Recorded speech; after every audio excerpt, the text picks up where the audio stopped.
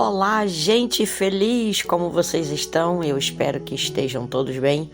Aqui é a Sandra Ribeiro e sejam todos muito bem-vindos ao nosso canal. E não se esqueça, curta, compartilhe, se inscreva e ative o sininho para você ser notificado assim que a gente colocar coisa nova por aqui. A palavra que eu quero compartilhar não tem a ver apenas com a crise que estamos vivendo no momento. Acredito que é um assunto atemporal. No entanto, não dá para negar que nesses dias, nossos valores estão sendo chacoalhados. Muita gente que jamais imaginou que não apenas o Brasil, mas o mundo pudesse parar repentinamente, que todos os planos ficassem de repente suspensos, que houvesse tanto questionamento a respeito de como serão as coisas. Precisa entender que a palavra de Deus nos diz lá no livro de Hebreus que Deus permite que determinados abalos, uma analogia a terremotos, venham com um propósito, que as coisas abaláveis sejam removidas e as inabaláveis permaneçam. A única coisa que entra naquele texto de Hebreus, na categoria de inabalável, em Hebreus 12:28, é o reino de Deus. Quando o autor diz, tendo nós recebido um reino inabalável, retenhamos a graça, por meio da qual sirvamos a Deus de modo agradável e com santo temor. Eu acredito que nesses dias muitos estão repensando muita coisa na sua própria vida. Muita gente que estava agarrada na prosperidade, na estabilidade e que só trabalhando não tinha tempo para Deus, de repente foi forçado para alguns a um alto custo material e financeiro a reconsiderar a sua agenda e as suas prioridades. Mas momentos como esse são momentos onde Deus não apenas pode usar para que o Evangelho seja propagado, mas pode proporcionar que nas nossas vidas, que já o conhecemos, possa haver alinhamento. Na verdade, eu quero apresentar, através de um texto bíblico, que me foi dado num momento muito específico, eu também vou compartilhar essa experiência. Eu quero apresentar a ideia e o conceito de que oração é uma questão de sobrevivência. Em janeiro de 1995, eu era ainda solteiro, já estava no início do meu ministério pastoral, um ano e pouquinho no ministério pastoral, já vários anos pregando a palavra de Deus.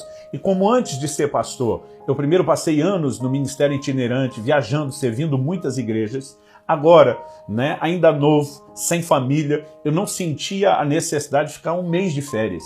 E havia assumido um compromisso com a liderança da igreja de que eu e todos os pastores da equipe respeitaríamos o princípio de sair de férias. Se não fosse uma de 30, duas de 15, 3 de 10 ao longo do ano, e por nem ter o que fazer com aquilo, resolvi fazer um misto de férias no litoral de Santa Catarina, eu morava no interior do Paraná, servindo também algumas igrejas às noites. E eu lembro que quando eu cheguei na casa do pastor que ia me hospedar, já no primeiro dia, ali no Vale do Itajaí, eu falei para ele, olha, dessa vez, diferente das demais, você não vai me ver trancado o dia inteiro no quarto, orando, jejuando, lendo a Bíblia e saindo só para pregar à noite. Eu falei, eu vim de férias e eu estou doando minhas noites para vocês. Então eu vou passear de dia, mas vou sacrificar qualquer passeio ou atividade das noites para servir vocês. Em 10 dias eu teria 10 ministrações. Logo na primeira noite, tivemos uma noite especial, mover de curas, muitos milagres aconteceram, a notícia espalhou e nós começamos a ter cada vez mais gente nas reuniões. As reuniões não eram todas no mesmo lugar, nem na mesma igreja, mas mesmo alternando de igreja nas cidades da vizinhança, a notícia corria e nós começamos a ter noites de avivamento. A coisa foi muito bem. Eu tinha chamado outros 2 amigos, também solteiros, de outros lugares para me encontrarem nessa viagem. A gente estava se divertindo muito durante o dia e mais ainda à noite ver a manifestação de Deus. Mas no 9º dia, eu me lembro que no final da tarde, o pastor preocupado com o nosso horário para que a gente não atrasasse para o culto, dando sinal, chamando bora, tentando nos tirar da praia. Eu lembro que no momento que eu saí da água, não é que eu estava passando mal. No momento que eu comecei a sair da água, de repente, do nada, eu comecei a passar muito mal. E esse muito é apenas a minha dificuldade de descrever. A verdade é que eu nunca passei tão mal na minha vida como foi naquele momento, como foi naquela ocasião. Eu passei a sentir uma dor de cabeça que parece que a cabeça ia explodir. Não era apenas algo físico, também emocional. Eu que até então estava rindo, divertindo, com as brincadeiras, de repente parece que o mundo deixou de ser colorido e ficou branco e preto. Era algo que eu tenho dificuldade até hoje de descrever. É como se alguém tivesse sugado todas as boas emoções. E eu brinco como fica muito feio um pastor dizer que sentiu vontade de morrer, eu às vezes amenizo isso dizendo que eu perdi a vontade de viver. De uma hora para outra, enquanto saía, aquilo tudo veio junto. Eu tinha aquela consciência de que eu tinha que orar e clamar a Deus, mas parece que os céus tinham se fechado, parece que espiritualmente eu estava desconectado de Deus, minha fé tinha desaparecido e eu não consigo até hoje definir exatamente o que foi aquilo. Mas se existe um burnout momentâneo que não se justifique só por um desgaste natural ou emocional, foi o que eu vivi naquele momento. Quando entramos no carro para ir à casa do pastor, né, nos arrumar, no caminho eles acharam que eu dormi, mas a verdade é que eu desmaiei. Eu estava passando muito mal e era uma sensação de que eu não suportaria nada daquilo. Do jeito que eu cheguei na casa do pastor com o corpo sujo de areia, de sal, em vez de ir direto para o banheiro, eu me joguei na cama do quarto onde estava hospedado. Eu lembro que os outros dois foram em outros banheiros tomar banho, né, para a gente não se atrasar, e de repente o pastor entra no quarto para ver se eu estou pronto e eu ainda estava deitado. E ele leva um susto, diz, cara, você não tomou banho ainda, nós não podemos atrasar. Eu falei, amigo, você não está entendendo. Eu não consigo tomar banho, o que dizer a igreja? Ele falou, cara, não pode, tem uma multidão esperando as curas e milagres. Eu falei, então você vai lá hoje e anuncia que o pregador de cura ficou doente e não pôde comparecer. Eu via estampada na face dele o desespero, né? E eu pensava, ele está desesperado, preocupado com o culto e a propaganda. Ele não sabe como eu estou me sentindo, a sensação é que eu ia morrer, né? Eu realmente não consigo descrever aquilo. Então ele falou, cara, eu vou indo lá, vou ver o que eu faço. Nessa altura, os meus amigos já tinham entrado no quarto para ver o que estava acontecendo. Disseram, não, nós vamos com você. Eu falei, vocês não vão a lugar nenhum. Eu falei, eu estou quase morrendo aqui, vocês vão me largar, eu preciso de vocês, gente. Né? E eu lembro que eu falei para eles, ore como se minha vida dependesse dessa oração, interceda por mim, que nem eu estou conseguindo orar. E aqueles dois começaram a orar, clamar a Deus em meu favor, e vou dizer para você, a primeira meia hora parece que não fez cócega, né? Por mais que eles clamavam, intercediam, nada parecia acontecer dentro de mim, é como se houvesse uma incredulidade muito forte instalada dentro de mim. Não consigo, vou ser incisivo e repetitivo nisso, explicar o que aconteceu, pelo menos na lógica natural, até hoje. Mas eu sei que depois de meia hora eles foram insistindo, perseverando, e oração é algo que a gente tem que aprender a perseverar. De repente algo mudou e foi instantaneamente. Foi como se alguém pegasse um grande vaso e derramasse, entornasse algo sobre mim. A sensação que aquilo não era líquido, era parecido como se fosse óleo, era uma coisa grossa, viscosa. E aquilo parece que bateu na minha cabeça e foi sendo derramado no meu corpo todo enquanto eu estava deitado na cama. O efeito daquilo foi imediato. Não é apenas que de repente o mundo deixou de ser branco e preto e voltou a ser colorido, né? É como se algo acendesse dentro de mim espiritualmente. Eu dei um pulo da cama, eu não tinha mais dor de cabeça, eu não tinha vontade de morrer, eu estava cheio de Deus, a presença de Deus foi como se me desse um choque, me levantou e eu comecei a orar, glorificar a Deus, falar em línguas. Eu estava empolgado e de repente falei, gente, melhorei, vou tomar um banho rápido e vou para a igreja. E quando eu falei isso para os amigos, o Espírito Santo falou comigo, você não vai a lugar nenhum. E eu levei um susto. Afinal de contas, eles estavam orando comigo para que eu me recuperasse, para ver se, mesmo não pregando, eu chegava no final do culto para ainda orar com os enfermos. Mas a voz do Espírito Santo foi clara naquele momento. Ele diz, você não vai a lugar algum. E primeiro você precisa entender o que é que aconteceu com você. E ele me dirigiu naquela hora um texto de Juízes que ele usou como uma ilustração do que aconteceu comigo. Eu quero apresentar o texto não apenas como uma base doutrinária, mas como uma figura que nos ajuda a entender as verdades bíblicas. O Senhor me levou a Juízes, capítulo 15, e eu comecei a ler a partir do versículo 9. Na época, eu acredito, não sabia de cor o que estava lá, né? Mas simplesmente segui aquele impulso de que aquele era o texto que eu tinha que abrir. O texto é assim, então os filisteus subiram e acamparam-se contra Judá e estenderam-se por lei.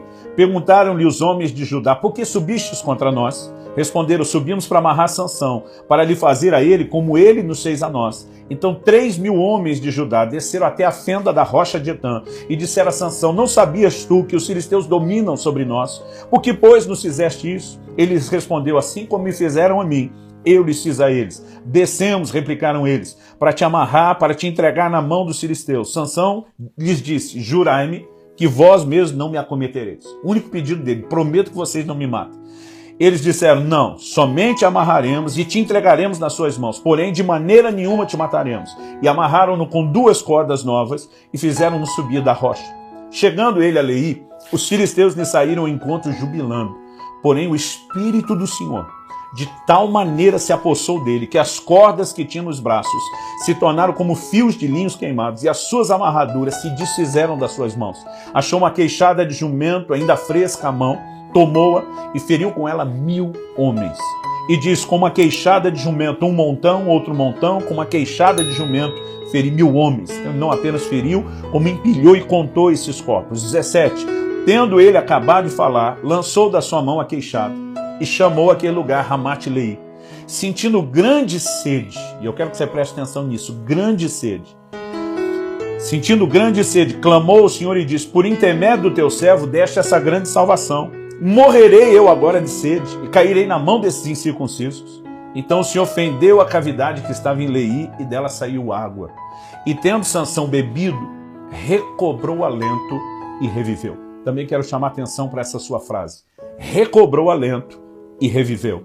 Daí a chamar-se aquele lugar, Enacoré, até o dia de hoje. Quando Deus me fez olhar para esse texto, Ele me fez entender algo que nós precisamos destacar aqui como princípio. É possível eu e você vivemos grandes vitórias espirituais, como a que Sansão viveu, e logo depois sentir o que eu tomei a liberdade de classificar como uma ressaca ministerial.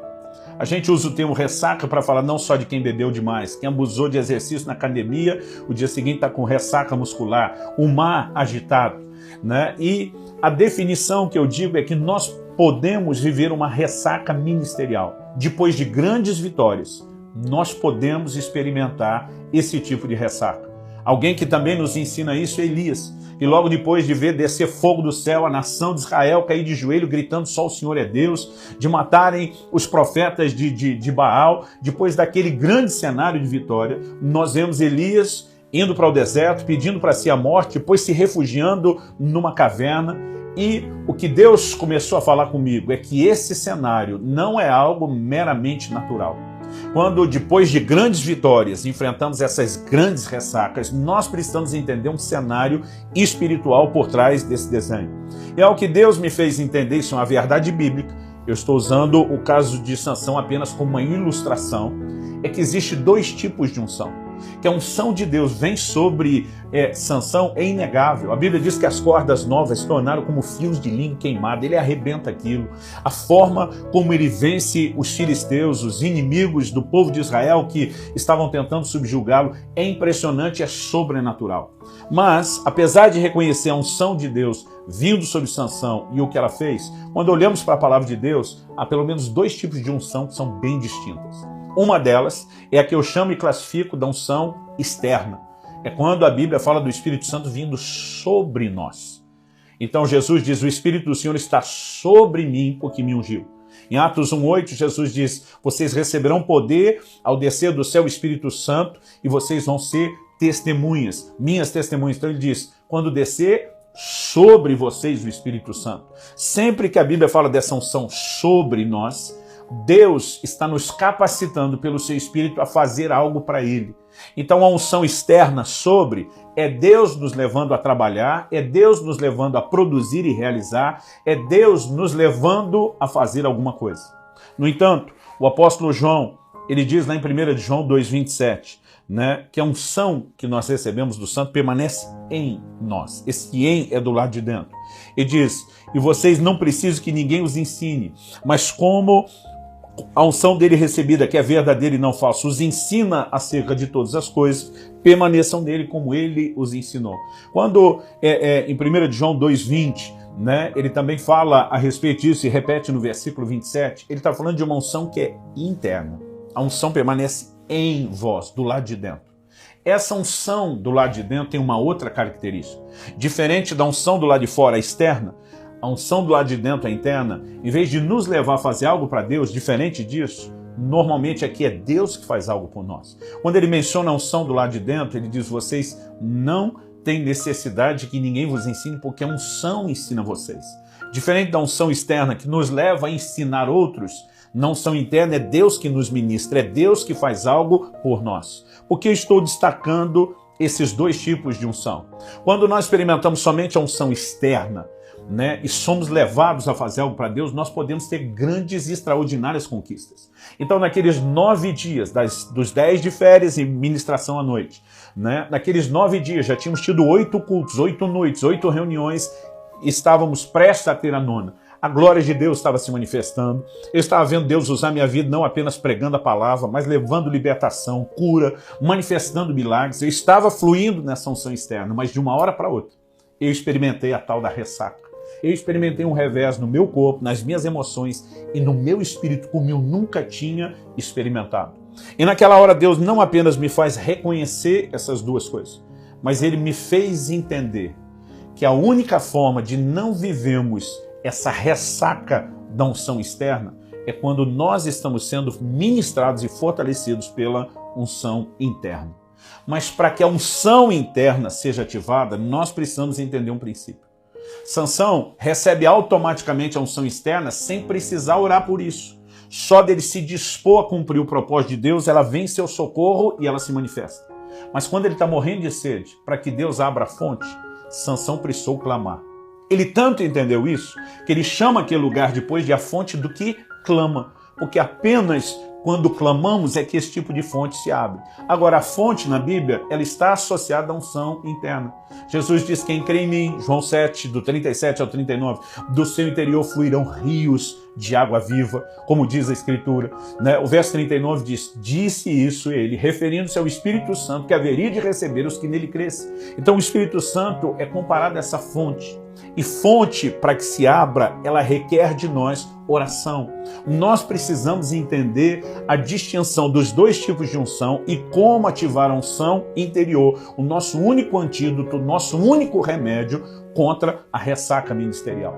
Naquele momento o Senhor falou: enquanto você nesses dias estava apenas dando, ministrando todo mundo, mas deixou o seu lugar secreto, deixou o seu tempo com Deus, você, na verdade, deixou de ser ministrado e fortalecido por uma unção interna que teria te sustentado para não enfrentar aquilo, para não ter que passar e enfrentar aquilo que você experimentou, passou e acabou enfrentando. Justamente naquele momento, quando começamos a orar no quarto, aquela fonte foi ativada. Deus reverteu aquela situação. Mas naquele momento eu lembro que Ele me disse: hoje, ainda que recuperado, você não vai à igreja ministrar. O Senhor disse: amanhã você retoma as coisas do ponto da noite anterior. Você vai ver a minha graça. E foi realmente uma noite especial de desfecho. No entanto, naqueles dias eu aprendi uma lição.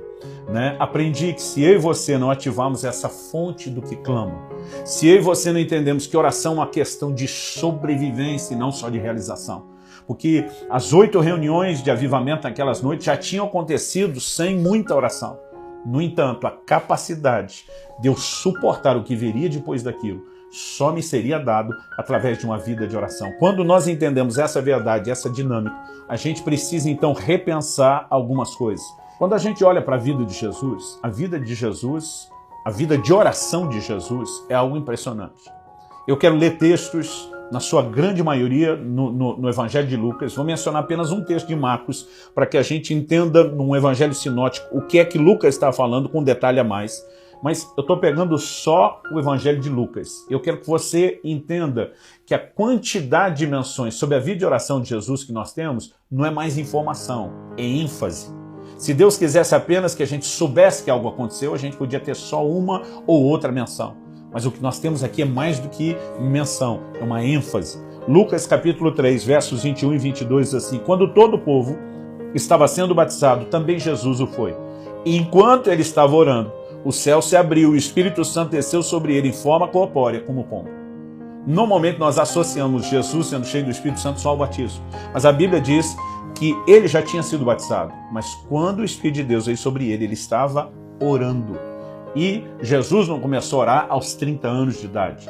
Essa vida que no seu ministério público, que começa aos 30 anos, essa vida de oração que ele manifesta, com certeza era um hábito já adquirido e uma prática já construída. Mas vamos continuar a partir desse ponto, que é quando temos a revelação bíblica.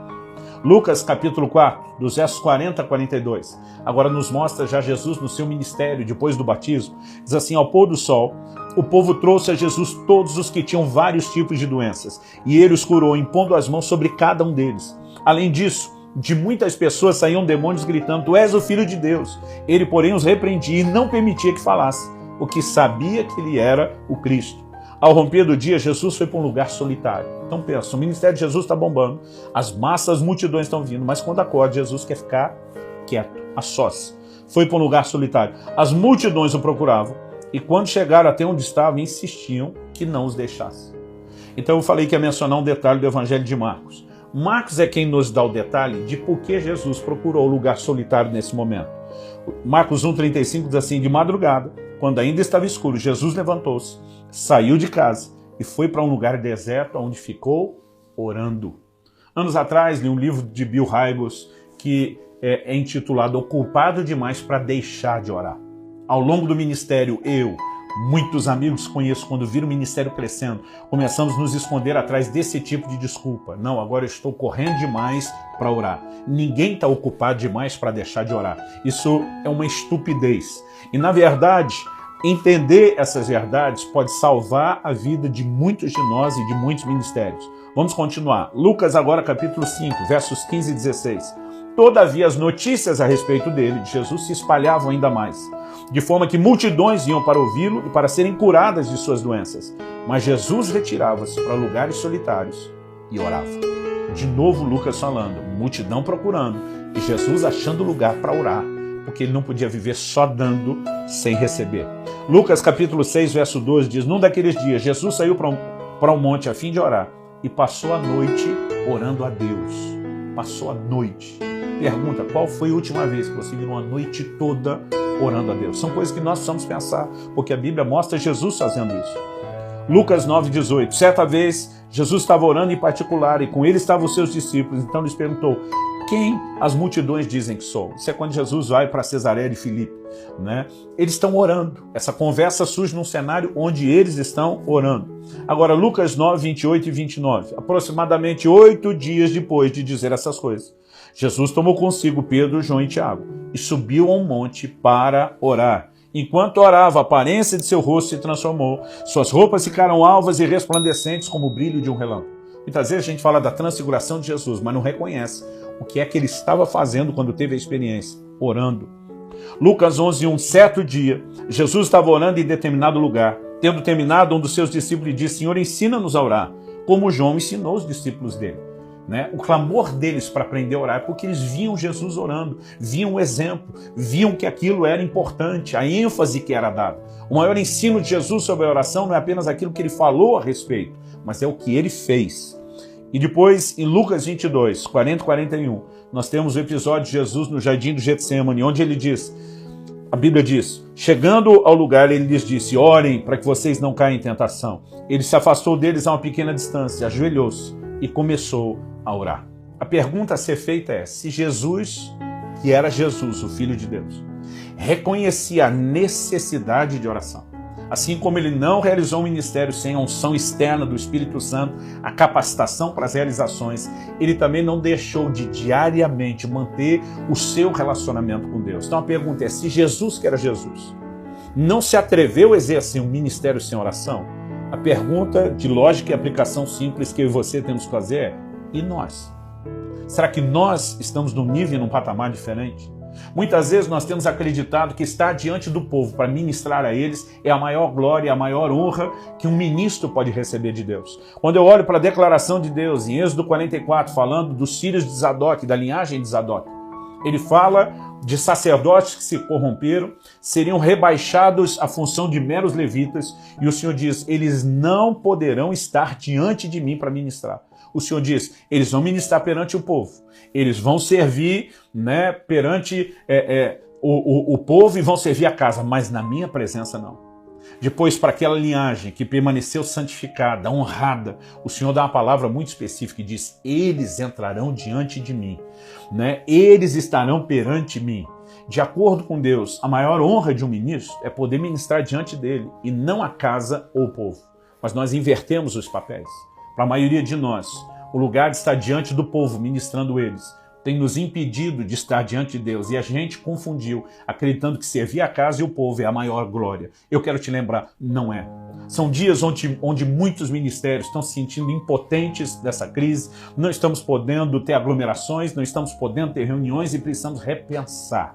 Se Deus não está aproveitando um momento como esse para chacoalhar aqueles valores errados que nós estávamos cultivando na nossa vida e nos permitir edificar valores corretos, nos permitir ter tempo com Deus. Nos primeiros dias da primeira semana desse isolamento da quarentena, eu tratei aquilo como se fosse férias, né? Pensei, vou aproveitar, vou descansar, vou relaxar, vou cair no entretenimento, e de repente o Espírito Santo começou a chamar minha atenção. Eu tomei uma decisão. Eu não sei quanto tempo dura esse isolamento, eu não sei quanto tempo dura essa fase, mas eu quero aproveitar cada segundo disso para reconstruir os valores. Eu vou ter tempo com Deus na oração, eu vou ter tempo com Deus na palavra, eu vou ter tempo estudando a Bíblia, estudando e me preparando, né, para servir melhor o Senhor, e tem sido um bálsamo. Apesar de estar acostumado à adrenalina, dinâmica de correria, sou uma pessoa por natureza hiperativa. Esses dias alguém perguntou, e aí pastor, está sentindo falta de viajar? Eu falei, nem um pouco. Eu estou aproveitando cada momento desse isolamento. E eu acredito que Deus tem usado isso para que a gente possa rever valores. A questão não é se Deus causou ou não causou, como o povo fica tentando discutir, é o diabo, é juiz de Deus. Quando perguntaram para Jesus, por que esse homem está cego? Quem pecou? Foi ele ou seus pais? A resposta de Jesus é quase, não interessa o motivo. Jesus diz, foi para que nele se manifestasse a glória de Deus. Em outras palavras, o importante é no que isso pode redundar agora. Então a minha oração a Deus e o meu encorajamento a você, e com isso aqui eu encerro, permita que esses dias de crise seja um tempo de retornar à fonte do que clama, a esse lugar de oração, onde nós somos de fato ministrados, fortalecidos, abastecidos por Deus. Eu estou falando de uma experiência que começou em janeiro de 95, mas não foi a única. Várias vezes, ao longo desses 25 anos, eu comecei a me dedicar demais ao trabalho e esquecer o lugar da oração. Não necessariamente tinha perdido a paixão, o desejo de orar, mas aquilo tinha deixado de ser prioridade. Várias vezes Deus precisou mexer comigo para que eu me alinhasse com Ele e os seus princípios. E sincera e honestamente, essa é uma das melhores lições que eu estou tendo de novo durante esse tempo. É isso que eu queria repartir com vocês. O mundo mudou. Talvez não volte a ser o mesmo depois dessa crise, mas eu e você não podemos mudar em relação aos princípios da palavra de Deus. A oração não pode jamais ser negociável. Então eu quero desafiar você, em nome do Senhor Jesus. Levante-se, posicione-se e faça da oração a sua prioridade. Não é uma exaltação à oração, ela é um meio de nos conectarmos com o que é mais importante, com uma só coisa, a razão pela qual existimos: buscar a Deus e cultivar a sua presença. Que Deus te abençoe, que o Senhor te fortaleça e que o seu coração seja despertado para um novo tempo, dentro e depois desse tempo de crise, em nome de Jesus.